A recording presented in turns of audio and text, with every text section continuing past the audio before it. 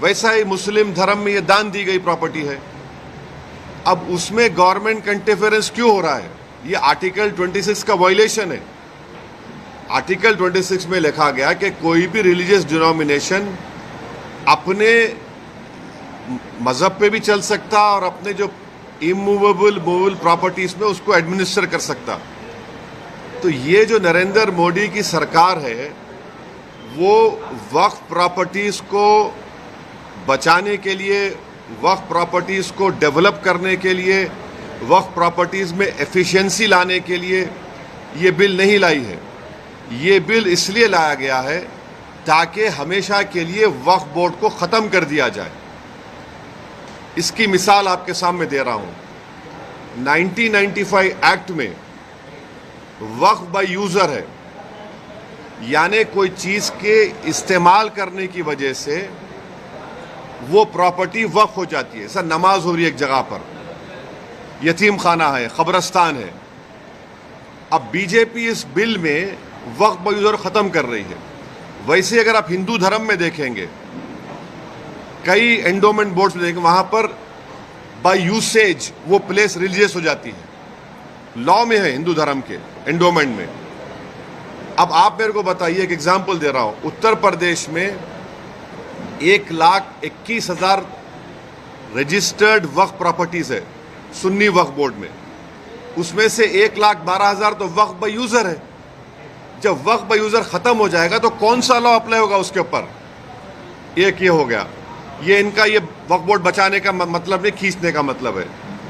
दूसरा उसमें क्या है कि कोई 5 साल जो मुसलमान रहेगा, उसमें लिखा हुआ है प्रैक्टिसिंग मुसलमान रहेगा, वही वक्फ करेगा। अब प्रैक्टिसिंग मुसलमान का मतलब क्या है?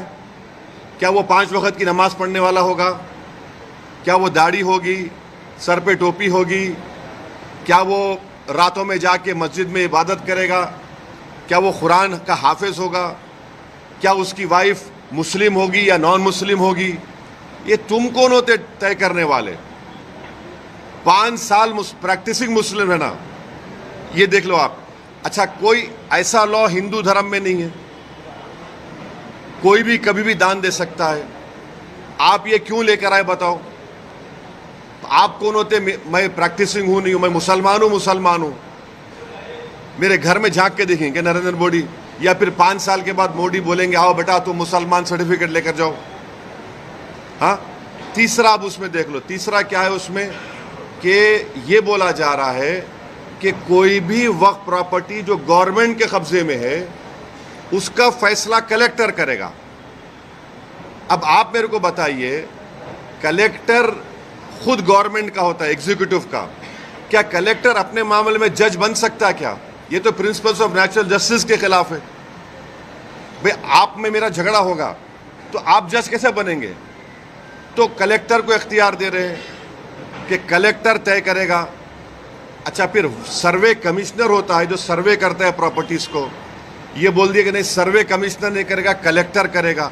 सर्वे कमिश्नर एक अलग होता है डिपार्टमेंट, उसको ख़त्म कर रहे हैं। क्यों कर रहे हैं भाई आप उसको?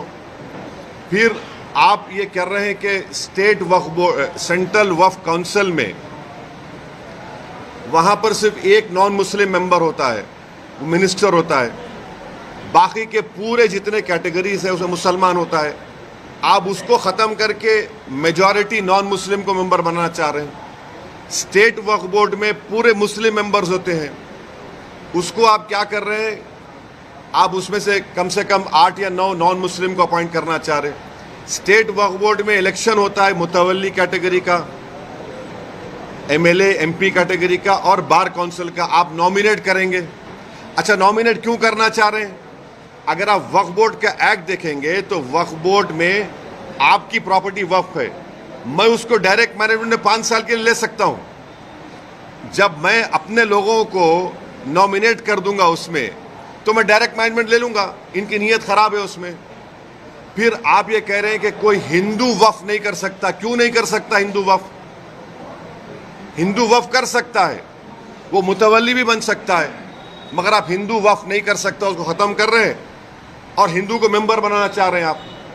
सेंट्रल वक्फ काउंसिल लेके देयर शैल बी, शेल का मतलब मैंडेटरी अंग्रेजी में, 2 मेंबर रहेंगे मिनिमम। फिर ये झूठा प्रोपेगेंडा बीजेपी की कि हम महिलाओं को बना रहे हैं, वो पढ़ते नहीं है। ऑलरेडी महिला का प्रोविजन है।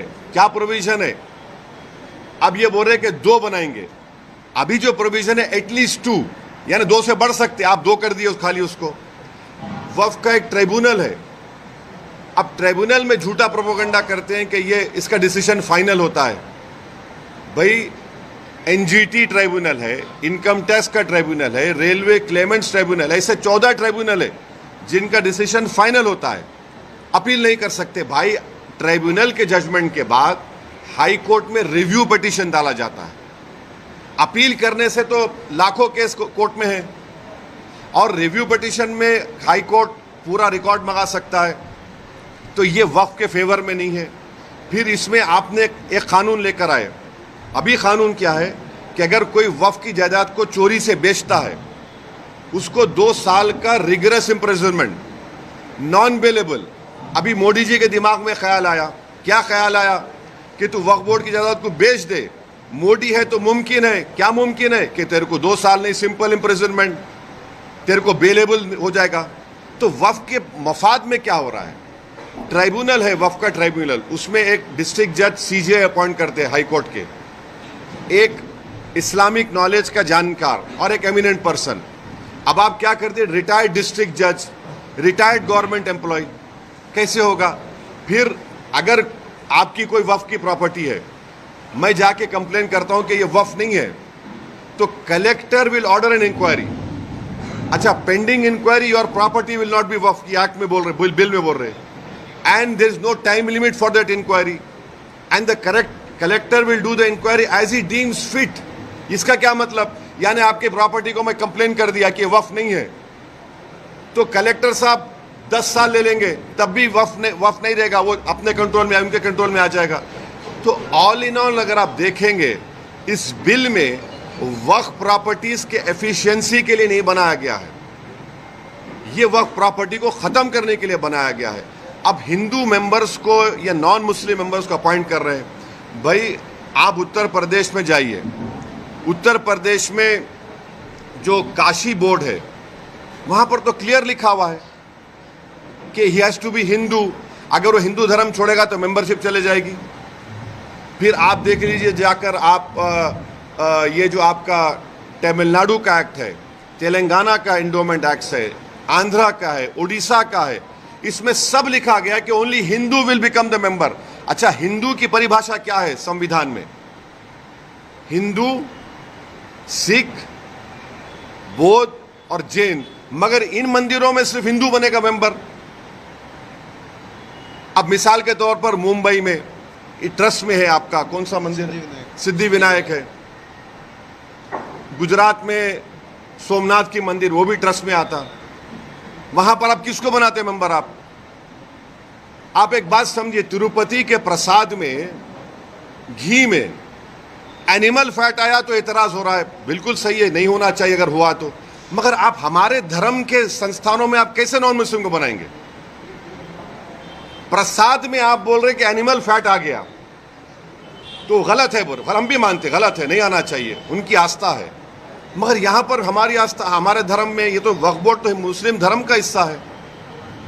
तो इसलिए ये जो बिल मोदी लाए हैं, उनकी सरकार लाई है, वो वक्फ प्रॉपर्टीज को छीनना चाह रहे। अच्छा, अभी हाजी मलंग की दरगाह है, एकनाथ शिंदे का स्टेटमेंट है कि दरगाह नहीं, हम नहीं मानते। अब ये कानून बनेगा तो कलेक्टर साहब के पास जाएंगे, कोई कलेक्टर बोलेगा नहीं नहीं ये दरगाह नहीं है, ये तो कुछ और है, या इंक्वायरी ऑर्डर कर देगा। ये कैसे होगा बताइए आप? अच्छा एक मिनट ठहरिए, इसमें एएसआई के प्रोटेक्टेड मॉन्यूमेंट्स भी है। एएसआई चाहता है कि पूरा निकाल दिया जाए वक्फ बोर्ड से। एएसआई का सेक्शन 16(1) पढ़िए आप, वो ये बोलता है कि the religious character of any protected monument can never be changed. तो ये इसीलिए हम कह रहे हैं कि ये वक्फ बिल जो नरेंद्र मोदी लाए हैं, वो वक्फ की प्रॉपर्टीज को बचाने के लिए नहीं, वक्फ के प्रॉपर्टीज को एफिशिएंट बनाने के लिए नहीं। अच्छा, जो वक्फ बोर्ड को मुतवल्ली 7% देते थे अपने इनकम का, उसको आप 5% कर दिए। ये कौन सा वक्फ के मफाद में काम कर रहे बताओ आप? तो इसीलिए ये सब एक मुसलमानों से उनकी मस्जिदों को छीनना चाहते हैं, दरगाहों को छीनना चाहते हैं, कब्रस्तानों को छीनना चाहते हैं, इसलिए इस बिल को लाए हैं लोग। एक के बाद एक के बाद मैं कहीं नहीं जा रहा हूँ, भाग नहीं रहा हूँ मैं। बोलिए आप।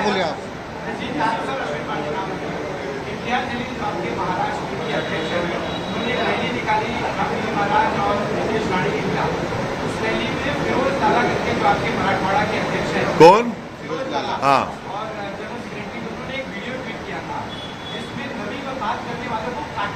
देखो मेरे भाई, सुनो हाँ, बिल्कुल सही किया, बिल्कुल। नहीं, सुन तो अरे भाई साहब, आपका जो ऑर्गेनाइजेशन का जो झगड़ा है सेबी के मैडम से, झगड़ा करो ना उससे। अरे सुन तो, अरे मेरे को जवाब देना मेरा काम है। तुम नहीं, देखिए हम जवाब देंगे, आप जवाब नहीं देंगे। आप सवाल कर लिए, सुनो अभी। आप जैसा चाह रहे नहीं दूंगा मैं। आप मोदी है क्या? नहीं है ना मोदी, आप तो रुक जाइए। आप मोदी तो नहीं है ना, मेरे पीछे ईडी सीबीआई तो नहीं भी जाएंगे ना आप। सुनिए, मेरा जवाब यह है कि आप लोग झूठ चलाए, आपका झगड़ा सेबी से है। अब मैडम, अरे मेरा नहीं, उंगली मत दिखाओ, ऐसा मत दिखाओ। नहीं, आप जर्नलिस्ट है, मैं आपको बिल्कुल, वो झूठ है। हम बोल रहे तो नहीं, हम आपको बोल रहे झूठ है वो। आपको अब सुन तो लीजिए, इंडिया टीवी के रजत शर्मा ने तारीफ की इसकी। अब आपको पसंद नहीं आ गया बोलना, अरे बोल रहा हूँ। इंडिया टीवी के रजत शर्मा ने कहा कि इम्तियाज जलील ने कलेक्टर को रिप्रेजेंटेशन दिया, बाज नौजवान जज्बात में थे। इम्तियाज जलील ने कहा कि ख़त्म किस्सा। ये और रजत शर्मा जी ने अपने इंडिया टीवी पर कहा कि बहुत अच्छा किया उन्होंने। ये क्या, आप तो तारीफ भी करो। इतना बड़ा मजमा आया, महाराष्ट्र की तारीख में ये सबसे बड़ा मुसलमानों का प्रोटेस्ट था। सुन तो लीजिए, शायद आपकी पैदाइश से पहले एक प्रोटेस्ट मुंबई में हुआ था शाबानों के वक्त, उतना ही बड़ा प्रोटेस्ट हुआ। लोग ये कह रहे थे कि लोग नहीं आएंगे, 10,000 गाड़ियों से पूरे महाराष्ट्र से लोग निकल कर आए। पीसफुल प्रोटेस्ट था, पीसफुल प्रोटेस्ट में बात हुई और वो बात हम रखे। अब रहा सवाल, सेकेंड प्रोटेस्ट भी होगा, मुंबई में होगा। अगर हमारे डिमांड्स को महाराष्ट्र सरकार नहीं मानेगी तो आज़ाद मैदान में परमिशन लेकर हम यह प्रोटेस्ट करेंगे और ये प्रोटेस्ट जारी होगा।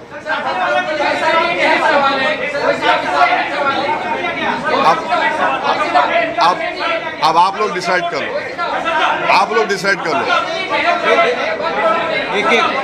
बैठ जाइए। आपको अपने क्या करें, उनको डिसाइड कर, आप कहीं बीच में उठे, अब ठहरो ना।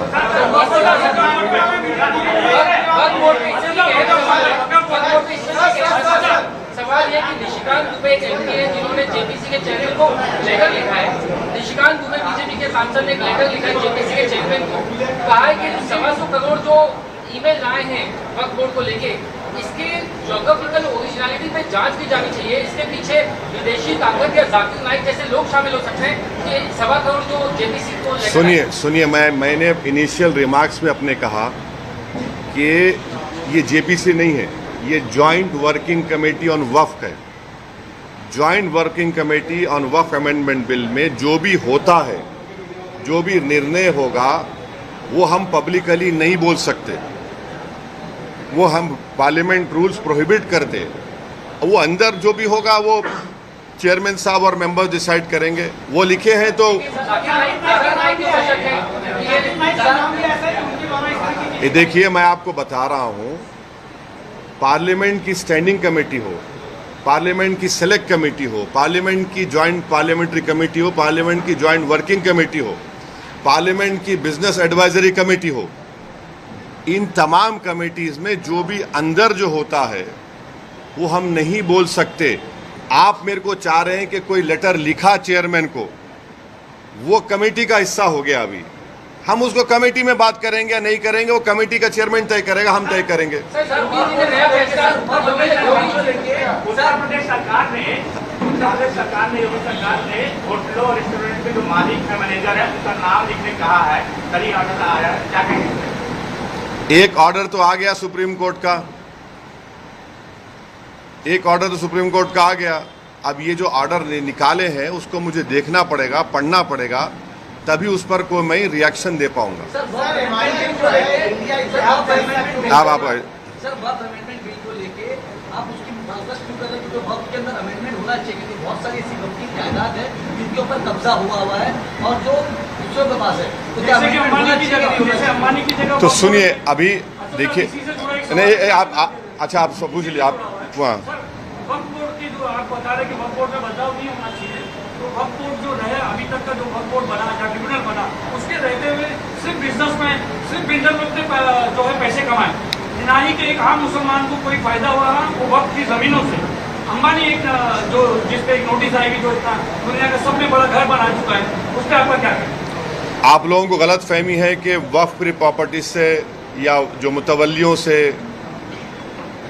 पीपल एट अवामुन्नास को एट लार्ज पब्लिक फ़ायदा नहीं हुआ। मेरी आपसे गुजारिश है कि कभी गुलबर्गा को जाइए।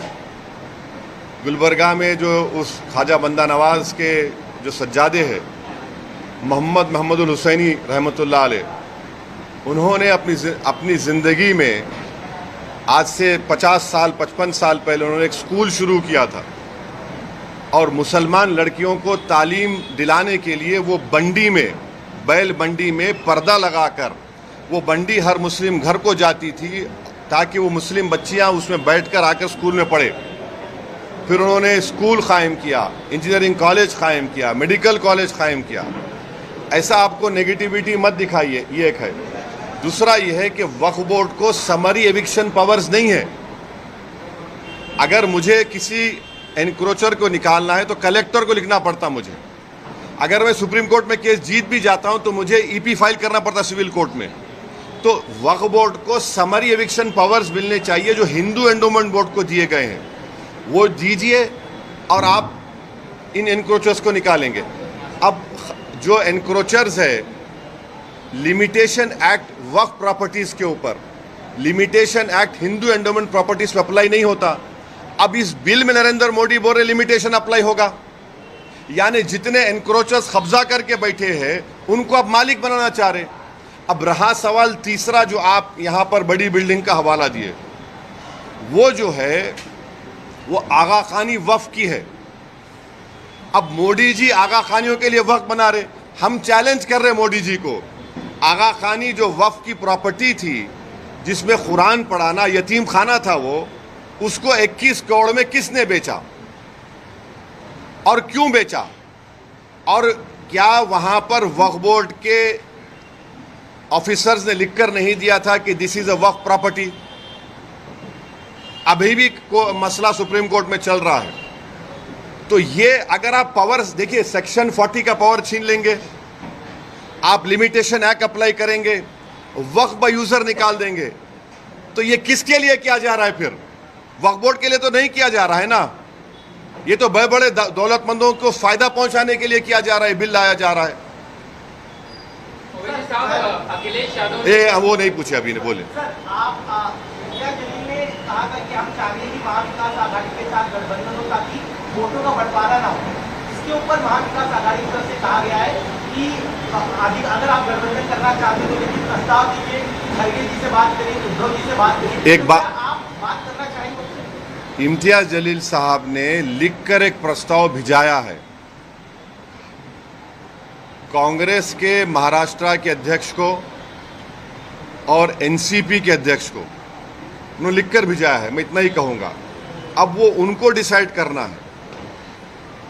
इससे जुड़ी हुई एक बात आपसे करना चाह रहा हूं, जो इम्तियाज जलील की लीडरशिप में जो प्रोसेशन, जो गाड़ियों का काफिला औरंगाबाद से निकला, उसमें तो इम्तियाज जलील ने हर जिले के कांग्रेस, राष्ट्रवादी और समाजवादी, इन तमाम के ज़िले के लीडर्स को से उनके बड़े बड़े अध्यक्ष को लेटर लिखा कि आप आइए, इसमें आप आकर इसको ज्वाइन करिए, ये कोई पॉलिटिकल प्रोटेस्ट नहीं है, आप इसमें शामिल हो जाइए। कोई नहीं आया भाई। इतने एमएलए, मुस्लिम एमएलए जीत कर आए कांग्रेस पार्टी से, उनको आना चाहिए था। भाई ये तो MIM का फंक्शन नहीं था।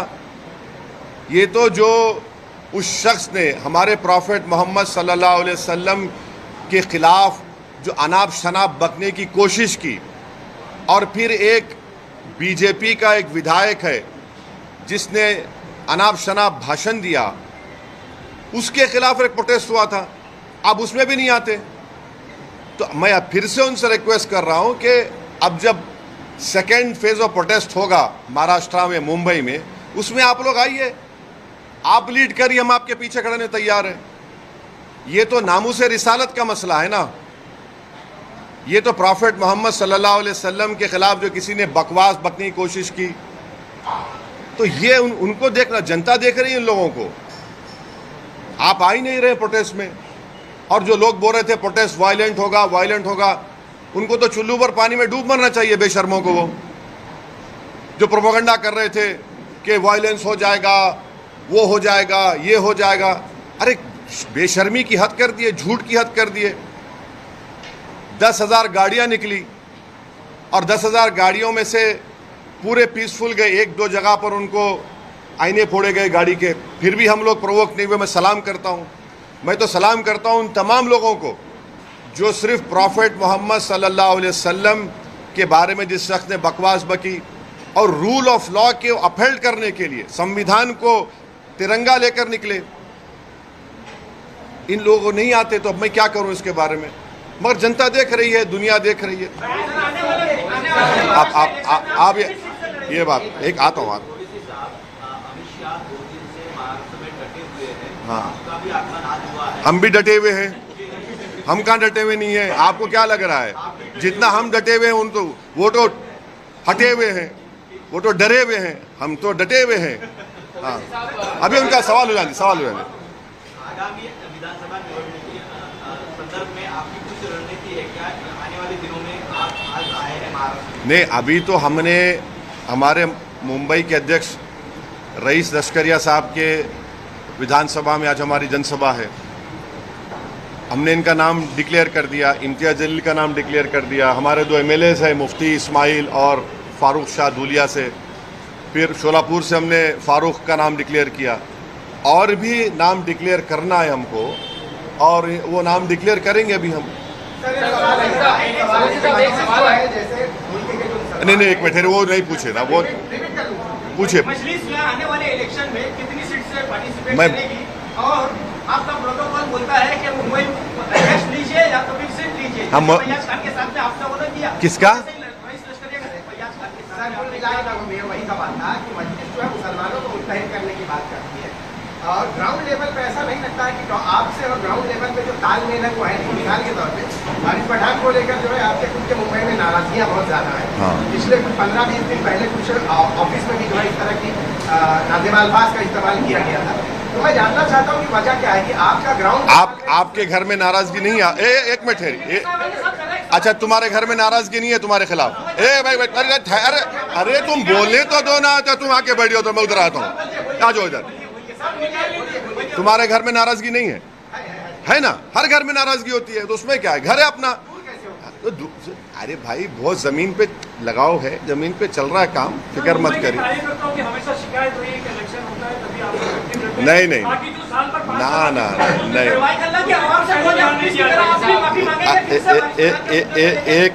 एक मिनट। अब मुंबई में कई मरतबा आता हूँ, कई मरतबा अपने कार्यकर्ता से मिलता हूँ, आप लोगों से बच के निकल जाता हूँ। इसका यह मतलब तो नहीं है कि हम नहीं मिल रहे हैं, आते हैं, मिल रहे हैं, काम हो रहा है। यकीनन इस बात का मैं इकरार कर रहा हूँ कि there is always a room for improvement. हम इम्प्रूवमेंट करेंगे और अच्छा करेंगे, मगर ये बोलना कि बिल्कुल ही नहीं, ऐसा नहीं है। ओवैसी साहब, एक सवाल ये जानना चाहता हूँ कि अखिलेश यादव ने ये आरोप लगाया है कि उत्तर प्रदेश में बाई इलेक्शन होने वाले हैं, उससे ठीक पहले योगी गवर्नमेंट वोटर्स लिस्ट में से मुसलमानों के नाम काट रही है। एक ये सवाल, और दूसरा सवाल जम्मू कश्मीर चुनाव में लेना चाहता हूँ, जिसमें बीजेपी पहले एक सवाल हो जाने दीजिए। नहीं, मैं नहीं, कहाँ भाग रहा हूँ मैं?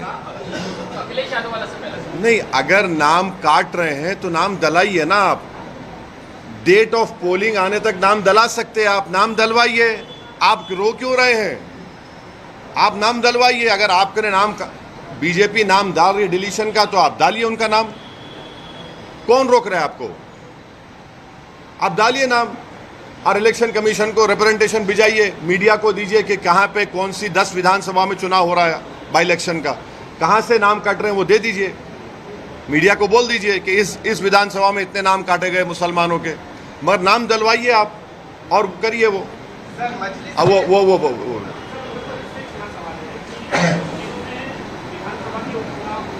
कहाँ पे? हाँ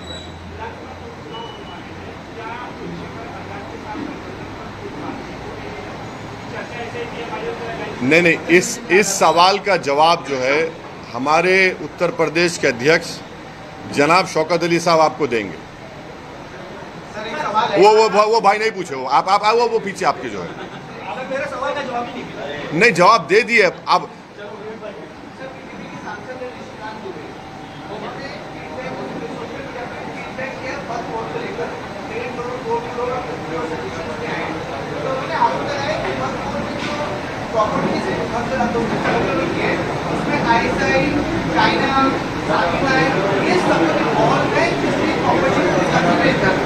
वो क्या बोल रहे?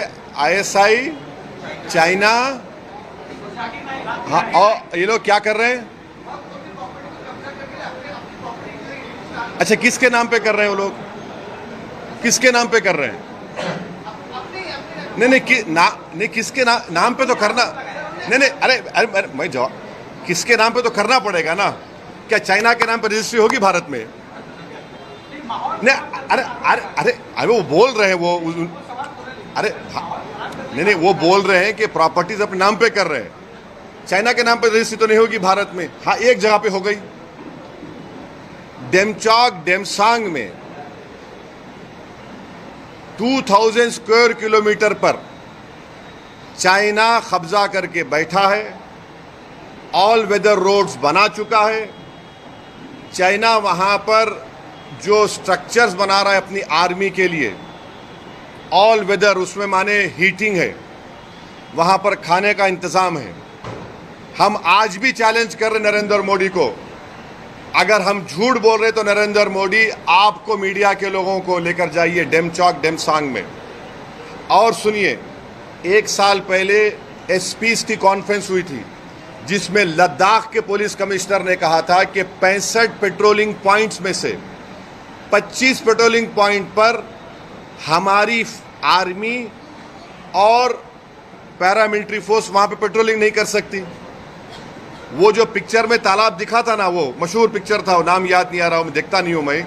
वो तालाब को आप नहीं जा सकते अभी, वो तालाब को खाली आपको टीवी में देखना पड़ेगा। आधा तालाब चाइना ले लेके चला गया। तो ये सुनिए, तो हमारे जो दोस्त लेटर लिखे हैं उनको तो डेमसांग डेमचौक के बारे में बात कर। अब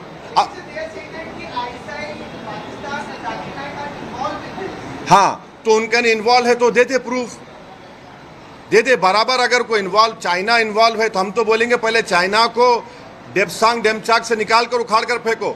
अभी तक 18 राउंड की बातचीत हो चुकी है भारत सरकार की और चाइना की आर्मी के साथ, और चाइना टस से मस नहीं हो रहा है। और मोदी जी देश को झूठ बोले थे। क्या बोल, सुनिए, सुन तो लीजिए, क्या कहा था? ना घुसा है ना घुसेगा। 18 राउंड की बातचीत क्या बिरयानी खाने के लिए की जा रही है चाइना से? तो अरे भाई, आपके ने प्रूफ है तो देखिए ना। मेरे को क्या करना है चाइना ISI से? मैं ये कह रहा हूं चाइना तो कब्जा करके बैठा है और POK में पाकिस्तान कब्जा करके बैठा है। निकालिए उसको वहां से। आप तो बोल दिए हैं, निकालिए ना।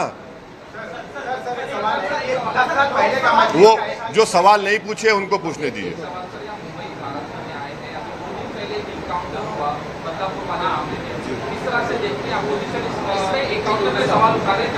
इसको एक ही जोड़ना चाहूंगा, शहर में जगह जगह पर पोस्टर लगे हैं, देवेंद्र फडणवीस की तस्वीर लगी है और लिखा गया है बदला पूरा। बदला पूरा हो गया, इस तरह के पोस्टर भी लगे। तो इस पोस्टर से शुरू करते हैं। अब वो बोल रहे हैं, सुन तो लीजिए ना, बदला पूरा हो गया।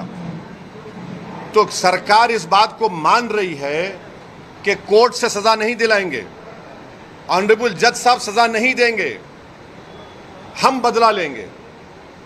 देखिए, ये जो बदला लेते हैं ना, ये जो लोग बदला लेने वाले होते हैं, ये गैंगस्टर माफिया होते हैं। संविधान में इंसाफ होता है, जस्टिस होता है, और कोर्ट के जरिए से उस खाती को जब सजा दी जाती है तो बदला नहीं होता, वो जस्टिस होता है। तो बदले और जस्टिस में फर्क है। आप बदले की बात कर रहे हैं, हम जस्टिस की बात कर रहे हैं। अगर ऐसा ही होगा जैसा पोस्टर लगाकर बदला ले लिए तो फिर कोर्ट को बंद कर दो। आप जितने पब्लिक प्रोसिक्यूटर उनको बोलो छुट्टी मनाओ, चौपाटी पे जाकर बैठ के एंजॉय करो। जज साहब को बोलो आपकी जरूरत ही नहीं है। वो संविधान में जो राइट टू लाइफ एक फंडामेंटल राइट है, एक्यूज का भी है और आपका मेरा भी है। आप बदला लेकर नहीं मार सकते, आप जस्टिस करके उसकी आप कैपिटल पनिशमेंट दे सकते हो उनको, वो जस्टिस होगा।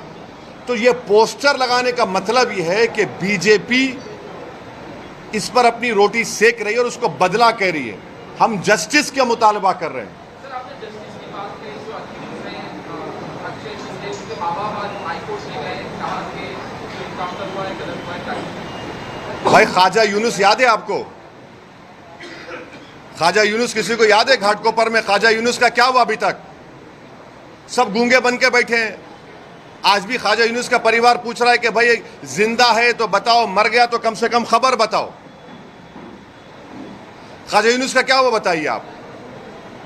हमने इसी मुंबई में पाकिस्तान से टेररिस्ट आए थे, वो जालिम आतंकवादी, वीटी स्टेशन पर खून की होली खेली गई, बड़े बड़े 5 स्टार होटल में मारा गया।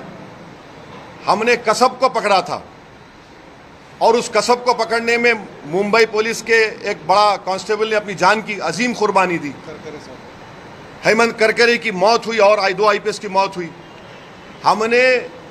हमारे सिस्टम ने उस जालिम को गोली नहीं मारी, कसब को जेल में रखा, केस चलाया, कोर्ट ने उसको फांसी की सजा दी, और जब वो मर गया तो मुंबई के मुसलमानों ने कहा कि हमारे कब्रिस्तान में मत दफनाओ उसको, वो नापाक है, उसको ले जाकर जेल में दफनाया गया। ये जस्टिस है। बदला और जस्टिस में फर्क ये है। ओवैसी साहब, हाल ही में जब भिवंडी में दंगे हुए तो वहाँ पर कुछ लोगों ने ये आरोप लगाया कि मस्जिद के सामने जय श्री राम के नारे लगाए गए, इससे जो पब्लिक भड़क गई और हालात बिगड़ गए। तो क्या ये जय श्री राम के नारे लगाना गलत है? और दूसरा ये कि जो गणपति की मूर्ति पे जो लोग पत्थर फेंकते हैं, क्या वो सच्चा मुसलमान हो सकता है? देखिए, कोई भी सच्चा या पक्का या झूठा ये आप और मैं तय करने वाले नहीं हैं, समझे ना। जो सबसे पहले अच्छा इंसान होना पड़ेगा, तभी वो अच्छा मुसलमान, अच्छा हिंदू होगा। अगर आप अच्छे इंसान नहीं हैं तो आप में ना अच्छे और बुरे की तमीज़ पैदा होगी। और अगर आप जब रिलीजियस प्रोसेशन निकाल रहे हैं तो आपका रिलीजियस प्रोसेशन आपको इस बात की इजाज़त नहीं देता कि आप किसी के भी रिलीजियस प्लेस के ऊपर कुछ गड़बड़ करें। और अगर कोई गड़बड़ करता है तो कानून को अपना काम करना चाहिए। ये हमारा मानना है। रूल ऑफ लॉ प्रिवेल होना चाहिए। कोई देखिए, एक बात सुनिए 6 दिसंबर को कौन से पत्थर फेंके गए थे? सुनिए, आपको सुनना पड़ेगा। नहीं, आपको सुनना पड़ेगा। 6 दिसंबर को कौन सा पत्थर फेंका गया था? नहीं, 6 दिसंबर को बाबरी मस्जिद को पत्थर फेंका गया था। नहीं, 6 दिसंबर को पत्थर फेंका गया था। 6 दिसंबर को पत्थर फेंका गया, जिसने मस्जिद तोड़ दी आपने। छोड़ दीजिए। नहीं, आप मेरे मुंह में अल्फाज डाल के अपनी सुन तो लीजिए। आप अपनी TRP रेटिंग देखना। एक मिनट ठहरो। आप 6 दिसंबर को खंडन करेंगे? करिए, वेरी गुड, बहुत अच्छा है। मैं भी सुनिए, मैं आप जवाब दे रहा हूँ भाई। देखिए, सुन तो लीजिए। आप ऐसा करेंगे, अगर आप मन बना के आए हैं कि मेरी TRP बढ़ जाएगी ZTV की और ET की, तो नहीं होगा। आप सुनना पड़ेगा, या नहीं सुनेंगे तो मैं खामोश बैठ जाता हूँ। आप इतना देखिए, मेरे को अंदाजा है कि मोदी जी के बारे में इतना बोला हूँ, आपको तकलीफ हो रही है अंदर से, मगर मैं ये कह रहा हूँ कि कानून का उल्लंघन नहीं होना चाहिए, किसी की तरफ से हो। और कानून का उल्लंघन होता है तो पुलिस एक्शन लेगी। आजकल तो CCTV आ गया ना, CCTV में सब निकलता है। वो तो BNS में वो उसको एक्सेप्ट भी हो रहा है। अगर कोई भी कानून का उल्लंघन करता है तो कानून अपना काम करेगा। मगर कानून जब काम करेगा तो सबके लिए काम करना पड़ेगा। ऐसा नहीं होगा कि कोई मेरे प्रॉफेट मोहम्मद सल्लल्लाहु अलैहि वसल्लम बारे में बोलेगा और उसको हाथ भी नहीं लगाएंगे। ऐसा तो नहीं होगा कि खड़े होकर बोले कि मस्जिद में घुस के मारूंगा क्योंकि वो सत्ता में जो पार्टी बैठी है उसका राज दुलारा है, उसको हाथ नहीं लगाएंगे। तो सेलेक्टिव इंप्लीमेंटेशन ऑफ कानून का नहीं होना चाहिए। कानून मजहब देखकर इस्तेमाल नहीं होना चाहिए, ये हमारा बोलना है। आप बोलिए। 10 साल पहले का एक बयान था आपके छोटे भाई साहब का, बस 2 मिनट का। अब उसमें मत जाइए, वो कोर्ट से बरी हो गया, वो खत्म हो गया वहाँ। नहीं कर रहा हूँ मैं। अरे यार, ये कहा गया है कि मस्जिद में जो कमाने के लिए आएगा उसको धक्के मार के भगा दिया। हाँ? मस्जिद में जो भी लीडर कमाने की गरज से मस्जिद में शामिल होगा, मस्जिद पार्टी में, उसको धक्के मार के भगा दिया जाएगा। पिछले 10-15 साल का अगर डेटा देखा जाएगा तो मस्जिद के लीडरान की जो है, अरे भाई, एफिडेविट में उनकी मिल्कियत में काफी इजाफा हुआ है। आपके वारिस पठान साहब भी बैठे हैं, उनकी मिल्कियत में इजाफा हुआ है। अच्छी बात। आप बयान में खड़े हैं। नहीं, सुनिए, मिल्कियत में इजाफा हुआ है, आपकी क्यों जल रही? अब हुआ है तो हुआ है। बीजेपी के नेताओं में इजाफा हुआ है, बहुत सौ का इजाफा हुआ है। भाई आज जो प्रॉपर्टी 5 साल पहले थी उसकी वैल्यू बढ़ेगी ना, गवर्नमेंट वैल्यू बढ़ाती है तो प्रॉपर्टी वैल्यू बढ़ेगी। 3 से 30 हो गई। हाँ है नहीं है नहीं। अच्छा, आपको शेयर नहीं मिला क्या? बोलिए, मिलाएंगे आप। चलिए नागालैंड वाले मसले में आपका क्या कहना है? नागालैंड के मसले अभी धारावी में बोलना चाहता सर। उनका कहना है कि लोकसभा चुनाव में तरफा मतदान किया गया, भाजपा आघाड़ी पक्ष में, लेकिन विधानसभा में प्रतिनिधित्व मुसलमानों का नहीं होता है। इसीलिए कम से कम 42 सीटें जो है जहाँ पर मुस्लिम बहुल इलाके हैं वहाँ पर मुसलमानों को उम्मीदवारी दी जाए ताकि सदन में जाकर वो मुसलमानों के मुद्दे को उठा सके। इतना बड़ा प्रोसेशन निकला जो नॉन पॉलिटिकल था, उसमें नहीं आ रहे लोग। क्या टिकट पूछ रहे? एक मुसलमान के लिए उसका जो दिल होता है वो प्रॉफेट मोहम्मद सल्लल्लाहु अलैहि वसल्लम होते हैं, उसमें इनके लीडर नहीं आना चाह रहे, उसमें तो अब क्या बोलेंगे उनको? अरे भाई तुम, इतना बड़ा मसला है ये, उसमें आ जाते आप टिकट लेके क्या करेंगे? वैसे सर धारावी वाले मुद्दे पे क्या है? धारावी में जो मस्जिद है वहाँ पे निर्माण कार्य हुआ और मस्जिद का कुछ हिस्सा एजेंसी के मुताबिक उसका निर्माण हुआ है। इसको लेकर काफी हंगामा हुआ है और अब वहाँ पर कमेटी द्वारा कुछ कहा गया है कि वो पूर्ण कार्रवाई करेंगे। इसको लेकर मार्केट का माहौल है। कमेटी बोल दी ना तो मैं क्यों बोलूंगा? कमेटी जब बोली है तो कमेटी से पूछो। कमेटी का कहना है कि पूरी धारावी में इलीगल अरे बांधकाम हुआ है, सिर्फ मस्जिद को ही निशाना बनाया गया है। जो कमेटी बोली है वो काफी है, उनसे पूछना पड़ेगा, मैं तो नहीं मालूम। मैं जब कमेटी बोली है तो उसमें अभी और क्या बोलेगा? देश राणे और बाबा रामगिरी को अपने गिरफ्तार नहीं किया गया है। क्या अगले सत्र में आपने मुद्दा उठाई? तो यही तो मैं बोल रहा था, हमारे जो भाई ईटी और जी के पूछ रहे थे, ये तो कानून का संविधान इनको यहाँ नजर नहीं आता, इनको नजर ही नहीं आता। ये पूछ क्यों नहीं रहे कि ये जो बकवास बकी गई उसके ऊपर पुलिस केस क्यों नहीं बुक हो रहा है? अरे पकड़ो ना, कोई दूल्हा तो नहीं है, हाथ में मेहंदी तो नहीं लगी हुई दुल्हन की तरह, भिजाओ उसको, उठा के लेके जाओ, जेल को भिजाओ, ले जाओ ना। एफआईआर हुआ है, एफआईआर लेके क्या करेंगे? बीएनएसएस में तो 15 दिन का टाइम है, जब एफआईआर इशू हो चुका है तो पकड़ो ना उसको, नहीं पकड़ सकते। देखिए महाराष्ट्र की पुलिस को ये लोग कमजोर कर रहे हैं बीजेपी वाले। महाराष्ट्र की पुलिस एक प्रोफेशनल फोर्स है और उस प्रोफेशनल फोर्स का ये लोग मजाक उड़ा रहे हैं। ये एक नहीं अनेक भाषण है उसके। क्यों बचाया जा रहा है? क्योंकि वो रूलिंग पार्टी का है। मस्जिद में घुस के मारेंगे, ये आपको नजर नहीं आता, पत्थर नजर आते खाली आपको। तो ये सिलेक्टिव इंप्लीमेंटेशन ऑफ लॉ क्यों हो रहा है? उसको पकड़ना चाहिए फौरन दोनों को, कोर्ट अपना काम करेगा। एक चुनाव को लेकर एक सवाल है। प्रॉपर्टी आधार कार्ड देख के बेचेंगे।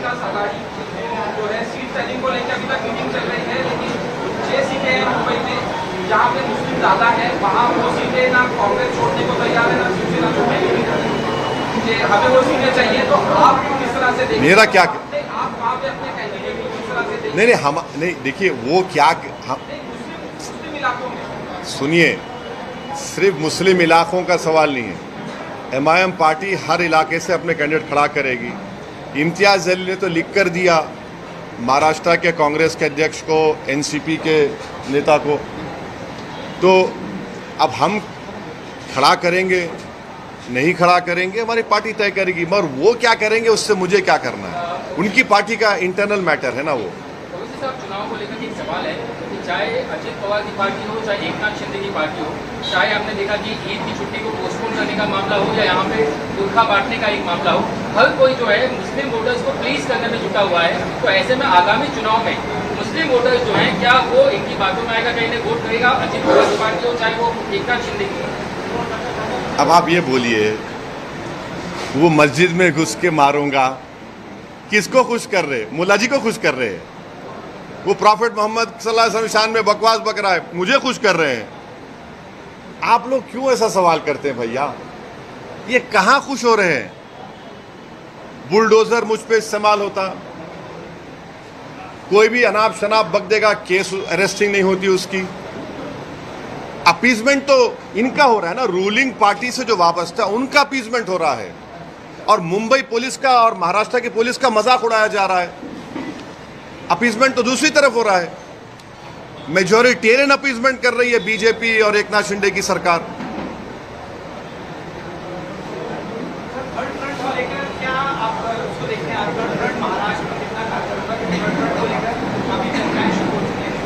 हाँ, चर्चाओं में हम भी हैं। सर, अकबर ओवैसी को आपने आपके छोटे उसको हमेशा मुंबई और महाराष्ट्र की राजनीति से दूर रखा है। क्या इस बार अकबर ओवैसी महाराष्ट्र के इलेक्शन के टाइम पे यहाँ पर आएंगे, आप उनको लाएंगे? MIM का कोई भी नेता किसी भी जगह से दूर नहीं होता है। काफी सालों से यहाँ पर नहीं भाई, उनकी सेहत बाज़ वक़्त साथ नहीं देती है। उनके ऊपर जानलेवा हमला हुआ था, तो उससे उनके सेहत की ठीक नहीं होने की बिना पर समर आएंगे, वो जरूर कैंपेन करेंगे, हर जगह करेंगे महाराष्ट्र में। वारिस पठान को टिकट आप देंगे? लोगों का नाम अनाउंस किया, आपने वारिस पठान का नाम अभी तक आपने अनाउंस नहीं किया। आपको शाम में अपन मिल रहे ना, बात करेंगे इस बारे में। हरियाणा में और जम्मू कश्मीर विधानसभा निवडणूक में क्या होगा? मुझे लगता है कि हरियाणा बीजेपी हारेगी, इंशाल्लाह जम्मू कश्मीर भी हारने के मौक़िफ़ में है। तो लड़ाई जम्मू कश्मीर में मेरी राय है कि जम्मू में होगी। बीजेपी अगर जम्मू में हार गई तो खत्म, मामला टैंटे हो गया। थक गए आप लोग?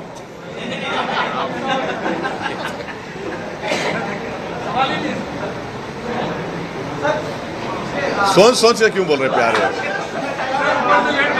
SMS आया क्या? पूछ ले, बोल क्या पूछे? नहीं, जाना है हमको हमारे ऑफिस को, जाने का ये मेरे को हाथ दबा रहे मेरा, चलो चलो बोल के। सर, फिलिस्तीन के खिलाफ एहतजाज करने से महाराष्ट्र में या इंडिया में मनाही है, मगर मोदी जी फिलिस्तीन में जाके वहाँ पर दुख जताते हैं, क्या कहना? नहीं, अभी तो यूनाइटेड नेशन में महमूद अब्बास से हेलो या हबीबी बोल कर आए हैं, हाथ मिला है महमूद अब्बास से मोदी जी। आपने नहीं देखा फोटो? मिले हैं ना। और इंडिया शुरू से पैलेस्टाइन की ताईद में खड़ा है। यहाँ पर सर एहतजाज करने में क्यों मना किया जाता है? अब नहीं मालूम क्या तकलीफ है, नहीं क्या तकलीफ है मेरे को नहीं मालूम। हम तो भारत शुरू से, चाहे महात्मा गांधी से हो, पंडित नेहरू हो, जितने बड़े प्राइम मिनिस्टर थे, खुद हमारी मोदी के ये सरकार ने फ़लस्तीनियों के लिए एड भी भिजाया है। वो बोलते हैं कि हम 2 स्टेट का फाइल भी हैं। ये नहीं पूछे।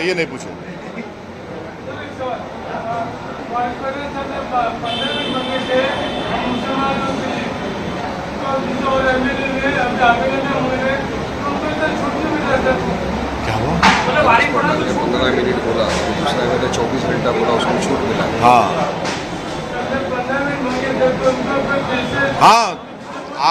आपकी बात सही है। छूट इसलिए मिल रही है कि सरकार उनको बचा रही है। हाँ, छूट बहुत देते। एक बात सुनिए ना, एक बात सुनिए ना, गली न्यूज़ के मालिक तुम है ना? तुम्हारा एम्प्लॉय को तुम छूट देते या खींचते रहते गले में डाल के उसको?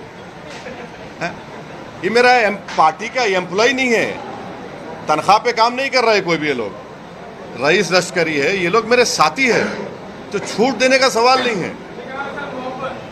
अरे भाई देखिए, कोई पॉलिटिकल पार्टी में पार्टी के उसूल पे काम होता है। सर, रईस लश्करिया को लाने के लिए इम्तियाज जलील साहब का बयान था कि इनको जो फयाज अहमद जो पुराने मुंबई अध्यक्ष थे उनको इलेक्शन लड़ना है, इसलिए मुंबई अध्यक्ष बनाएंगे, मुंबई अध्यक्ष के हाथ में बहुत काम होता है। मगर आपने मुहिम पे जो है रईस लश्करिया को मुंबई अध्यक्ष भी बनाया और वहाँ पर उनको टिकट देने का भी समय पर ऐलान कर दिया। तो कहीं ना कहीं लोगों को ऐसा लगता है कि फयाज अहमद के साथ आपने नाइंसाफी। पार्टी का प्रेसिडेंट मैं हूँ, इम्तियाज जलील नहीं है। मेरा डिसीजन है, मैं डिसीजन पार्टी लिया है। तो इम्तियाज जलील ने गलत बोले थे उससे? नहीं, इम्तियाज जलील बोले हैं, मगर मामला मेरे पे ख़त्म होता है ना। मैं बोला मैं रईस लश्करिया को बनाऊंगा, इम्तियाज जलील का इख्तियार है। जैसा इम्तियाज जलील प्रोटेस्ट किए, इम्तियाज जलील के प्रोटेस्ट में मेरे को बुलाया, मैं नहीं आऊँगा, तुम आप महाराष्ट्र के प्रेसिडेंट है, आप लीड करो। और इम्तियाज जलील ने एक पीसफुल प्रोटेस्ट लीड करके महाराष्ट्र के मुसलमानों को, महाराष्ट्र की जनता को ये पैगाम दिया है कि मुसलमानों का प्रोटेस्ट पीसफुल हो सकता है, और जो महाराष्ट्र के सेकुलर लोगों में जो तकलीफ़ थी कि इतना गलत बयान आने के बाद कोई प्रोटेस्ट नहीं हो रहा है, वो प्रोटेस्ट हुआ।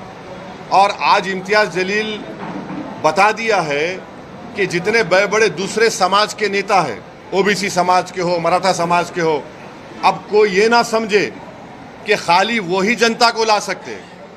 आज इम्तियाज जलील ये बता दिया कि इम्तियाज जलील भी चाहेगा तो मुंबई में लाखों लोगों को जमा कर सकता है। ये एक बहुत बड़ा पॉजिटिव मैसेज गया है। अभी आप भी मीडिया है। अच्छा सर, एक आखिरी सवाल। सर, लड्डू में मिलावट हुई है, कई चीजें कही जा रही है, आपने कहीं कार्रवाई होनी चाहिए, किस तरीके से पूरा मामला सामने आया है? देखिए भाई, देखिए, किसी भी धर्म में अगर कोई चीज़ मना है तो वो चीज़ मना है। अब उसमें डाला गया नहीं डाला गया वो तो इन्वेस्टिगेशन का मुद्दा है, मगर वो देखना चाहिए, वो देखेंगे। हमारा बोलना ये है कि जब प्रसाद में वो एनिमल फैट प्रोहिबिटेड है, भाई मेरी वक्फ बोर्ड में आप क्यों पीछे पड़े? मेरे वक्फ बोर्ड में क्यों पीछे पड़े आप? ये तो मेरे भी धर्म का मामला है ना। आप हमारे हिंदू धर्म का प्रसाद है, हम उसका रिस्पेक्ट करते हैं। हम ये बोल रहे हैं कि जो प्रसाद के बारे में सब बात कर रहे हैं, भाई आप वक्फ बोर्ड में देखो क्या करना चाह रही है सरकार। आप पूरा स्टेट वक्फ बोर्ड में नॉन मुस्लिम को लाना चाह रहे हैं। मैं आपसे रिक्वेस्ट करूंगा, आर्टिकल 26 को पढ़िए आप। उसमें रिलीजियस डिनोमिनेशन को अपने मजहबी संस्थाओं का एडमिनिस्टर करने का राइट है मेरे को। आप मुझसे छीन रहे हैं, क्यों छीनना चाह रहे हैं आप? मेरी शिकायत मेरा यही है कि आप ये क्यों करना चाह रहे हैं? एक तरफ सर वक्फ बोर्ड की बात हो गई, दूसरी तरफ कई सारे जो हिंदू साधु संत लोग कह रहे हैं, उसी तर्ज पे देश में हिंदू संरक्षक बोर्ड बनना चाहिए, जिसमें तमाम हिंदू सनातन के जितने जो धर्म हुए वो उसमें बोर्ड होने चाहिए। तो एक तरफ हम वक्फ बोर्ड की बात करें, दूसरी तरफ अब ये मांग भी उठ रही है कि हिंदू संरक्षक बोर्ड बनाए। भाई वो बोल रहे हैं तो सरकार को सुनना चाहिए, सरकार को बात करनी चाहिए। वो क्या बोल रहे, वो क्या चाह रहे हैं मेरे को तो नहीं मालूम, मगर जितने हिंदू एंडोमेंट बोर्ड्स हैं उसमें चाहे वो आपके कितने 12 ज्योतिर्लिंग है या 18 ज्योतिर्लिंग, 12 है जो झारखंड में है। आप जाकर लॉ पढ़ लीजिए, उसमें भी लिखा हुआ है कि only a Hindu we can become a member. अगर कोई मुसलमान आता है उस कैटेगरी में तो गवर्नमेंट को राइट है किसी हिंदू को बना दे उस जगह पर, वो तो है। एंडोमेंट बोर्ड्स को तो लिमिटेशन एक्ट भी अप्लाई नहीं होता। एंडोमेंट बोर्ड में सेक्शन 40 भी है। एंडोमेंट बोर्ड में बाय यूसेज है, जो सरकार वक्फ बाय यूजर निकाल रही है इस बिल में। हिंदू एंडोमेंट बोर्ड का ट्राइब्यूनल फाइनल होता है, आप वक्फ ट्राइब्यूनल को खत्म कर रहे हैं। भाई जो हिंदू एंडोमेंट बोर्ड में है वो मुस्लिम वक्फ बोर्ड में क्यों निकाल रहे फिर आप? ये दुश्मनी है बीजेपी नरेंद्र मोदी की। जो हिंदू एंडोमेंट बोर्ड में है आप यहां पर नहीं दे रहे हैं, तो यही हमारा मुद्दा है।